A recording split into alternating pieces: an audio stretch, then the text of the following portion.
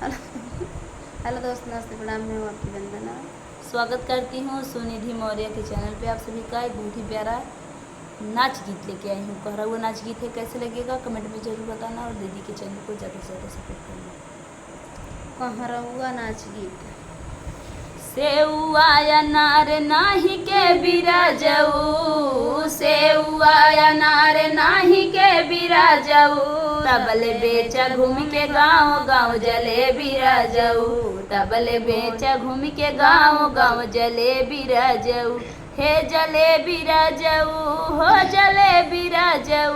हे जले बिराजऊ, हो जले बिराजऊ, तबले बेचा घूम के गाँव गाँव जले बिराजऊ, तबले बेचा घूम के गाँव गाँव जले बिराजऊ, अरे फूका पड़े गाँव के घुमाई धनिया, अरे फूका पड़े गाँव के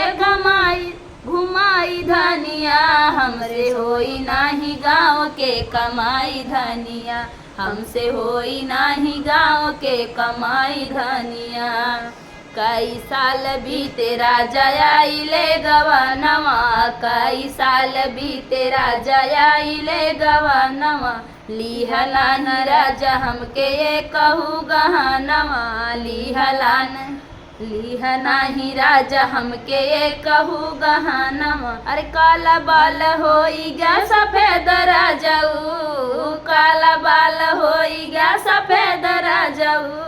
घूम के तबले बेचा घूम के गाँव गाँव जले बिराजऊ, तबले बेचा घूम के गाँव गाँव जले बिराजऊ, हे जले बिराजऊ, हो जले बिराजऊ, हे जले बिराजऊ, हो जले बिराजऊ, तबले बेचा घूम के गाँव गाँव जले बिराजऊ, तबले बेचा घूम के गाँव गाँव जले बिराजऊ, जाइदा न रानी हमके बम्बई शहर में, जाइदा न रानी हमके बम्बई शहर में, पैसा दे बकीनी लाऊ बैठल अपने घर में, पैसा दे बकीनी लाऊ बैठल अपने घर में, दुखवा तोहार ना सहाय धनिया, दुखवा तोहार ना सहाय धनिया, हमसे होई नाही गाँव के कमाई धनिया, हमसे होई नाही गाँव के कमाई धनिया, अरे फूका पड़े गाँव के घुमाई धनिया, अरे फूका पड़े गाँव के घुमाई धनिया, हमसे होई नाही गाँव के कमाई धनिया, हमसे होई नाही गाँव के कमाई धनिया, रही के बसंगे राजा माना हमर बतिया, रह के बसंगे राजा माना हमर बतिया, नाही तो हरा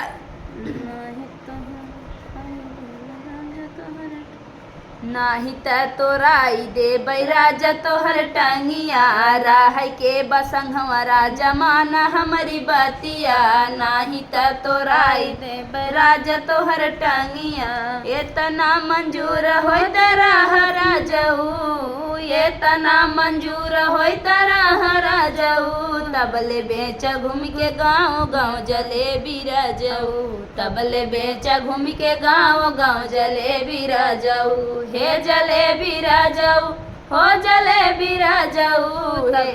तबले बेचा घूम के गाँव गाँव जले बिराजऊ, तबले बेचा घूम के गाँव गाँव जले बिराजऊ, सेउआ अनार नाही के बिराजऊ, सेउआ अनार नाही के बिराजऊ, तबले बेचा घूम के गाँव गाँव जले बिराजऊ, तबले बेचा घूम के गाँव गाँव जले बिराजऊ।